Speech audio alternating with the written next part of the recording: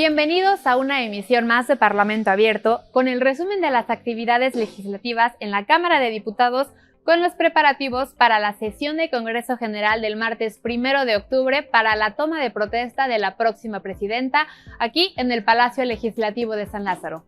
Esta semana se desarrollaron 2 sesiones del Pleno Legislativo en San Lázaro, en las cuales se procesaron 2 iniciativas constitucionales más de las propuestas el pasado 5 de mayo por el Ejecutivo Federal, además de iniciar el análisis del 6º informe de gobierno entregado el pasado 1 de septiembre por el Ejecutivo a través de la titular de la Secretaría de Gobernación, como lo mandata la ley.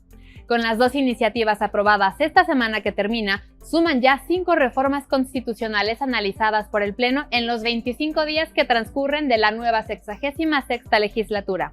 En la primera, con una nueva votación unánime alcanzada por los 6 grupos parlamentarios que integran la Cámara de Diputados, el martes 24 de septiembre se aprobó con 478 votos en lo general y en lo particular el dictamen que reforma el primer párrafo de la fracción cuarta del artículo A y adiciona un tercer párrafo a la fracción cuarta del apartado B del artículo 123 de la Constitución Política, que establece que los salarios mínimos nunca estén por debajo de la inflación.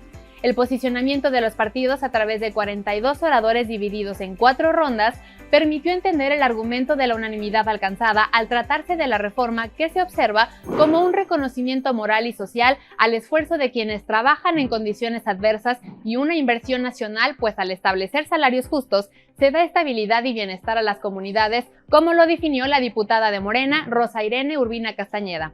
Una importante razón fue expuesta por el diputado Sergio Gil Rullán del Grupo Parlamentario de Movimiento Ciudadano, al recordar que la inflación afecta siempre a las personas de menores ingresos, particularmente en el acceso a la canasta básica de alimentos y medicinas.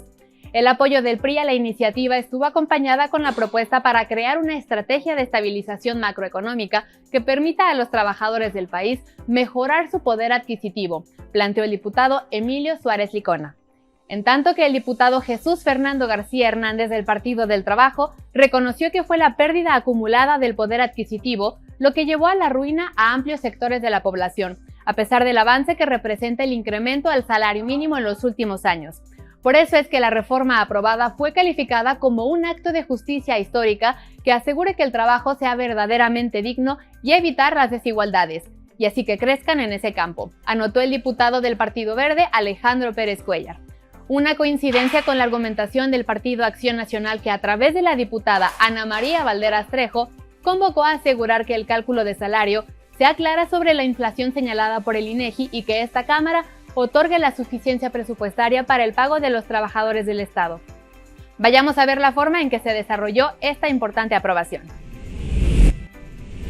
En la sesión del martes 24 de septiembre, el Pleno de la Cámara de Diputados aprobó por mayoría calificada de 478 votos el dictamen que reforma el artículo 123 de la Constitución Política para establecer que la fijación anual de los salarios mínimos generales o profesionales o la revisión de los mismos nunca estarán por debajo de la inflación observada durante el periodo de su vigencia. Al respecto, las y los diputados dieron sus posicionamientos. No es que son los apoyos sociales los que han sacado principalmente a la gente de la pobreza, ha sido la política salarial de la Cuarta Transformación. El 80% de los mexicanos y mexicanas que han salido de la pobreza ha sido gracias a la política salarial. Acabar con esa comisión de salarios mínimos, quitar ese otro mito también que era la unidad de medida y que no se podía hacer una unidad de medida que no fuera el salario mínimo y todos los problemas que iba a ocasionar. Se podía, se pudo, se mejoró y un 80% de los mexicanos y mexicanas que salieron de la pobreza fue gracias a eso. En nuestro país, las pymes representan más del 90% del total de las empresas y generan alrededor del 50% de los empleos formales. Sin embargo, estas empresas suelen operar con márgenes de ganancia muy estrechos y enfrentar mayores dificultades para cumplir con aumentos salariales sin sacrificar su rentabilidad. La realidad es que aún falta mucho por hacer para que este salario mínimo logre cubrir todas estas necesidades. Pero con la reforma al artículo 123 constitucional que hoy se discute, vamos por buen camino, ya que garantizará que aumente cada año, cuando mínimo, el mismo porcentaje que aumenta la inflación de nuestro país. En México, de la riqueza que se genera año con año, el capital se queda con el 70% y los trabajadores con el 30%. En Estados Unidos, que es ejemplo de modelo neoliberal, es inverso. El capital se queda con el 30% y el trabajo con el 70%. Por eso hace falta un nuevo sindicalismo en México, sin ninguna duda. Hoy venimos aquí a reafirmar nuestra convicción de que el bienestar económico y social de la población es una prioridad ineludible que no puede esperar más. Creemos que una nación se mide por la calidad de vida de su gente y por ello apoyaremos todas las reformas que, como esta del día de hoy, buscan cerrar las brechas de desigualdad y otorgar a cada persona las herramientas necesarias para un futuro próspero y equitativo. Movimiento Ciudadano está a favor de esta reforma, porque desde el 2016 se presentó la primer propuesta para que el salario mínimo alcanzara la línea de bienestar que nos ha planteado y que sigue planteando el Coneval. En el 2018 se volvió a presentar otra vez la iniciativa para reformar la Constitución en este mismo sentido. La Cámara de Diputados tiene como función iniciar, discutir y aprobar normas jurídicas que incluyen asuntos correspondientes a la política exterior e interior. Por ello, en la sesión presencial del 24 de septiembre, diputadas y diputados expusieron las distintas visiones e interpretaciones sobre estos temas dentro de la glosa del informe. En materia exterior, el Grupo de Morena, mediante las diputadas Olga Leticia Chávez Rojas y Julia Arcelia Holguín Serna, despertó la discusión al afirmar que México ha recuperado su voz en el escenario internacional al elegir un camino de dignidad y autonomía, sin consentir que fuerzas externas dicten las políticas que deben responder a los intereses nacionales. La diputada Mayra Espino del Partido Verde coincidió en que la política exterior se ha ejercido con respeto, derecho internacional y valores de paz. Lo mismo por el Partido del Trabajo, el legislador José Luis Telles Marín destacó cómo la diplomacia permitió obtener vacunas durante el COVID. En sentido opuesto, PAN, PRI y Movimiento Ciudadano coincidieron en que México ha perdido liderazgo mundial. La diputada del PAN, Paulina Rubio Fernández, recordó la serie de escándalos que han manchado el servicio exterior y el silencio cómplice de dictaduras. Por Movimiento Ciudadano, la diputada Roxana Ávila agregó que México está aislado e invisibilizado por falta de visión en un mundo más globalizado. Al final, la diputada Marcela Guerra del PRI hizo votos para que el nuevo gobierno impulse una política exterior abierta a través de una diplomacia activa y propositiva con presupuesto suficiente para que pueda trabajar con dignidad y atender a 36 millones de connacionales. Por su parte, la revisión sobre política interior llevada por el Ejecutivo Federal, como era de esperarse, provocó diferencias que subieron en momentos la intensidad del debate. En 2 rondas de oradores, hicieron uso de la tribuna representantes de Morena, PAN, Partido Verde, Partido del Trabajo, PRI y Movimiento Ciudadano, que debatieron sobre 2 visiones opuestas, la transformación de la vida pública del país o su retroceso. En esta última, los diputados del PAN, Homero Niño de Rivera y Germán Martínez Cázares, afirmaron que la política interna es un desastre total, empezando por la seguridad pública y jurídica. Un catálogo de mentiras sin equilibrios de poder, con corrupción, donde los programas sociales dejarán un gran déficit, dijeron. Igual los diputados del PRI, Miguel Alonso Reyes y Mauricio Cantú, sostuvieron que después de 6 años no se tiene un país más seguro, menos pobre o desigual, tampoco más democrático y cuyos derechos humanos solo existen en el papel. Coincidieron los diputados de Movimiento Ciudadano, José Gómez Villalobos y Patricia Flores, al criticar la visión centralista y polarizada que tiene el 80% del país con violencia y con un gasto público que se orientó a proyectos que redituarán electoralmente. En defensa de la política interior de este gobierno, los diputados de Morena, Partido del Trabajo y Verde Ecologista aseguraron que se logró la transformación con una conducta ética de los servidores públicos. Así lo dijo el diputado Arturo Oliver Sen.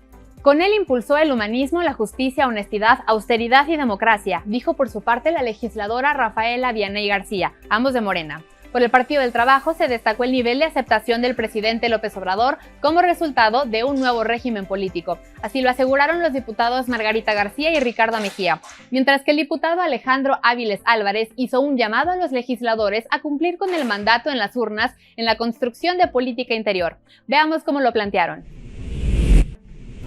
En la sesión del martes 24 de septiembre, diputadas y diputados dieron sus posicionamientos por el sexto informe de gobierno en materia de política interior, implementada por el Ejecutivo Federal.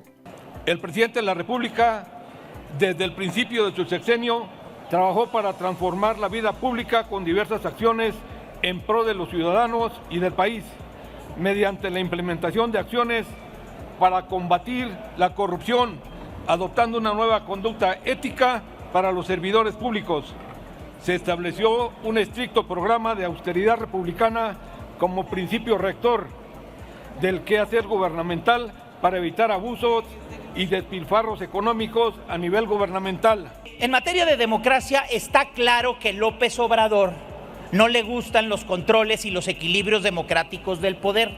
Está claro que su anhelo es tener una presidencia imperial con todo el poder. Eso es lo que ha buscado durante 6 años y por eso ha maltratado al país y a la democracia mexicana.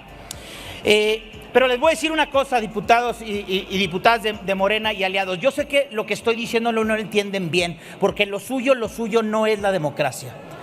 En lo que va del presente sexenio, el presidente López Obrador ha logrado avances importantes en la lucha contra la corrupción y el dispendio de recursos y la construcción de un gobierno más eficiente y transparente, reafirmado con ello con el compromiso con la honestidad y la rendición de cuentas, pilares fundamentales de cualquier sociedad que aspire a la prosperidad y al bienestar para su población.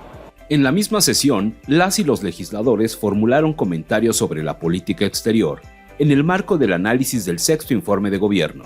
Nos encontramos ante un momento histórico. Hemos sembrado las semillas de la Cuarta Transformación, un proyecto de nación que busca la transformación profunda de México, no solo en su estructura, sino en su alma, porque tenemos un presidente que ama y respeta al pueblo de México. Y ha creado un proyecto que coloca en el centro todas sus acciones y el bienestar de la mayoría, la erradicación de la corrupción y la construcción de un país más justo. La política exterior es una materia que llama al diálogo y al entendimiento constante como un ejercicio y como una vocación que compromete a los estados. Por eso pretendemos que sea la mexicana, y así lo establece la Constitución, una política exterior de Estado. Pero ¿qué es lo que sucede? Que parece que estamos ante una antipolítica de Estado porque se pausan las relaciones con algunos países. Se habla, en todo caso, de conceptos vacuos. Se dice que nuestro país ha desarrollado un liderazgo mirando hacia el sur. Y les preguntaría yo, ¿un liderazgo en qué? ¿Liderazgo en la promoción de derechos humanos? ¿Un liderazgo en transferencia tecnológica? ¿Un liderazgo en diplomacia cultural? No, ciertamente ninguna de estas materias ha distinguido a nuestro país a lo largo de estos años. Esta semana, la cuarta reforma constitucional, como lo vimos al inicio, fue votada de manera unánime. Se trató de modificaciones para que el salario mínimo nunca esté por debajo de la inflación y la aprobada este miércoles 25. El dictamen que adiciona un segundo párrafo al artículo 123 de la Constitución Política para que el Estado destine un apoyo económico a jóvenes, lo que fue aprobado en lo general y en lo particular sin cambios con 473 votos.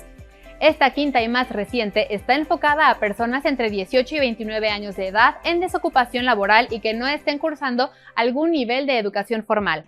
Es el equivalente a elevar a rango constitucional el programa Jóvenes Construyendo el Futuro, que les otorgará un apoyo mensual de al menos un salario mínimo general vigente a fin de que se capaciten para el trabajo por un periodo de hasta 12 meses.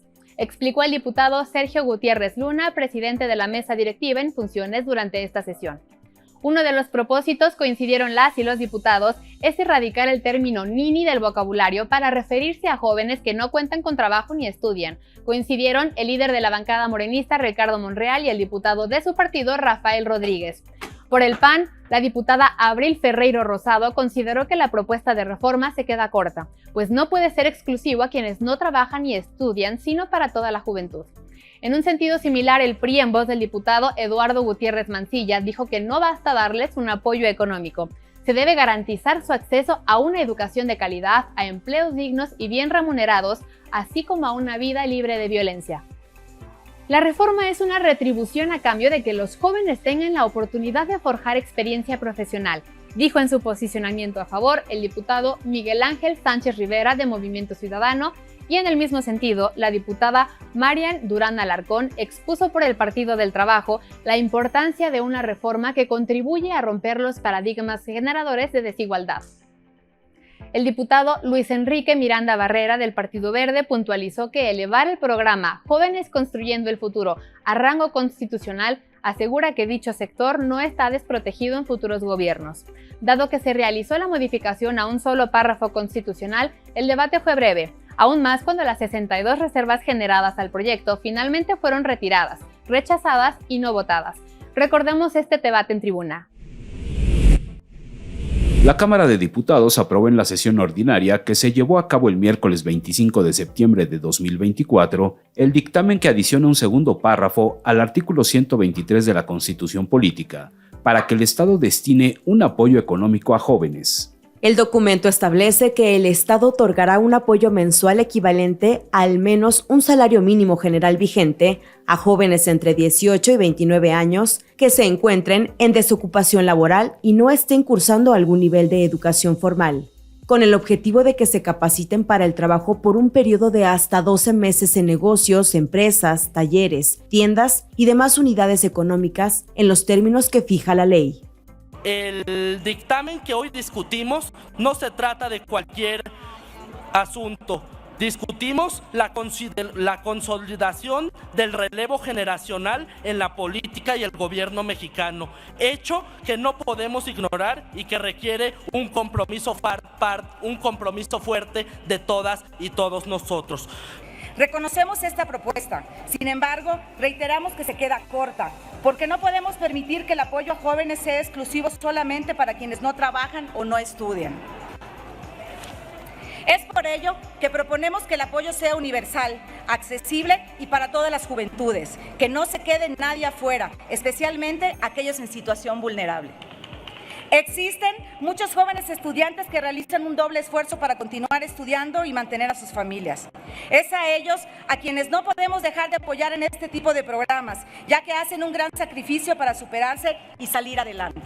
Este apoyo económico no debe ser visto solo como un recurso temporal, sino como una inversión.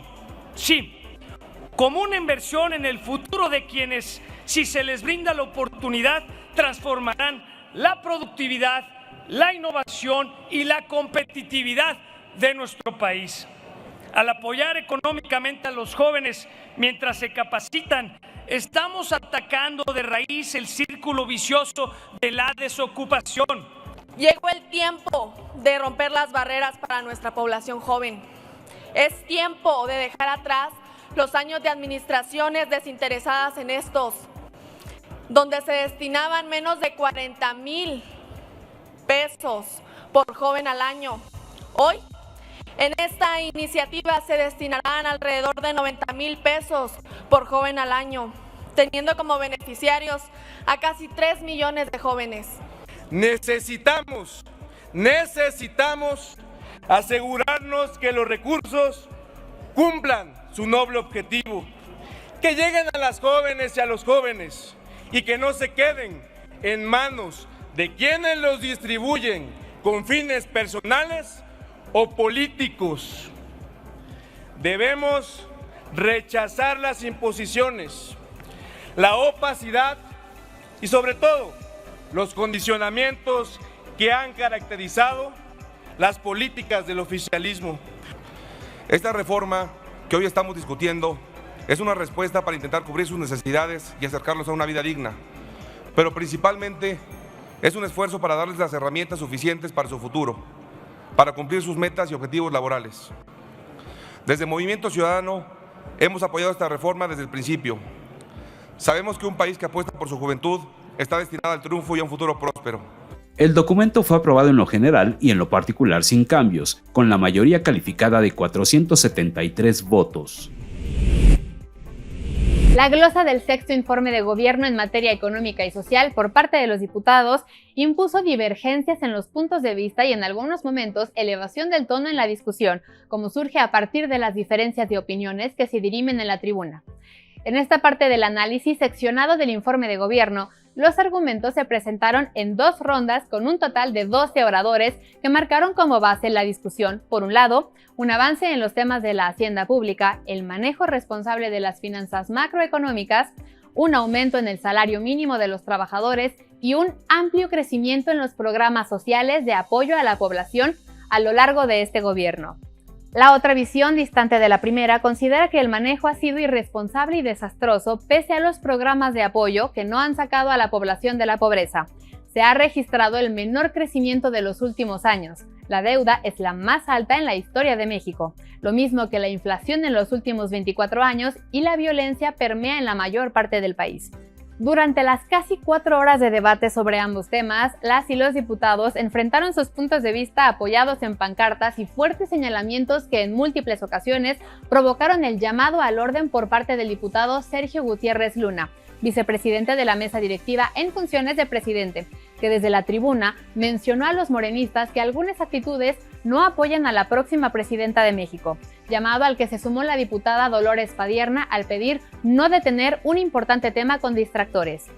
Un momento importante fue también la advertencia del diputado Rubén Moreira, coordinador de la bancada del PRI, al responder que se ha hecho lo posible por tener una sesión de altura el próximo 1 de octubre, cuando tomará posesión la doctora Claudia Sheinbaum, pero que los priistas responderían todos los ataques y las menciones a los expresidentes salidos de sus filas.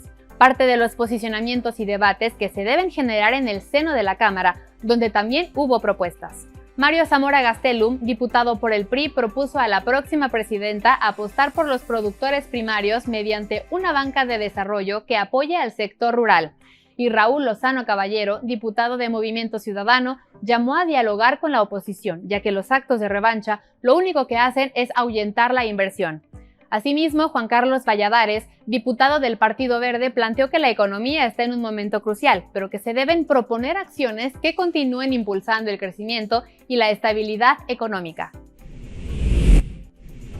En el marco del análisis del sexto informe de gobierno del Ejecutivo Federal, diputadas y diputados hicieron uso de la tribuna en la sesión ordinaria del miércoles 25 de septiembre de 2024 para dar sus posicionamientos en materia de política económica. Es innegable que en este sexenio se hizo un esfuerzo sin precedente para fortalecer la hacienda pública, sin afectar a las clases medias, ni mucho menos a la población de bajos ingresos. La recaudación de impuestos creció en 61%, de 3.1 billones de pesos hasta 4.9 billones, sin aumentar tasas ni aplicar nuevos impuestos, con una mejor fiscalización y mayor eficiencia recaudatoria. Hoy el financiero, que no son de estos datos, miren lo que dicen, 36 años, el peor crecimiento de México, en 36 años, ahora sí que se llevaron el récord Guinness y se chutaron a Peña, a Calderón, a Fox, a Salinas de Gortari, a Cedillo, a todos les ganaron. Esa es la realidad de este país. Esto es lo que dicen hoy los especialistas en finanzas. Hemos sido testigos de un país conectado. La cobertura de Internet ha sido esencial para el presente y el futuro de millones de mexicanos. Un logro significativo fue la expansión del acceso a Internet, con más de 105,000 sitios públicos establecidos en todo el país. Esta acción promueve la inclusión, beneficiando a millones al conectar áreas remotas con servicios digitales. Han sido grandes avances. Sin embargo, el reto sigue aún presente, pues tenemos años por delante en los cuales demostraremos que podemos y debemos ser una economía fuerte en beneficio de las y de los mexicanos. Continuando con el análisis del sexto informe de gobierno, las y los legisladores emitieron sus comentarios con respecto a la política social implementada por el Ejecutivo Federal. El combate a la pobreza ha sido prioridad inquebrantable de este gobierno. Gracias a los programas de bienestar, 5.7 millones de mexicanas y mexicanos han salido de la pobreza en los últimos 6 años. Esta no es una cifra menor, representa familias que hoy tienen acceso a alimentos, a servicios, a salud, a vivienda digna, el reflejo de un Estado que ha puesto en el centro de sus políticas a los más desfavorecidos. Y nos hemos pronunciado porque todas y todos entiendan que los programas y apoyos no les pertenece a ningún partido ni a ningún gobierno en turno, les pertenecen a las y a los mexicanos. Es tiempo de llevar el debate hacia un diálogo claro y constructivo. Reconocer lo que funciona para que siga y se mejore y tener la capacidad de reconocer lo que no ha funcionado para retomar el rumbo. Las mexicanas y los mexicanos luchan día a día por salir adelante, con entusiasmo y con honestidad, pero al mismo tiempo se encuentran en una realidad donde las condiciones de salud, educación, trabajo, medio ambiente, infraestructura y acceso a servicios son totalmente insuficientes. En un país donde la política social, y hay que decirlo, ha fallado. Una de las realidades más sensibles que vivimos es la pobreza, una asignación pendiente que a pesar del apoyo de Movimiento Ciudadano en el incremento del salario mínimo y su posterior impacto en la reducción de la pobreza, sigue representando una profunda problemática. Muchas gracias por haber estado con nosotros en esta emisión y nos vemos en la siguiente. Soy María Laura Álvarez, hasta luego.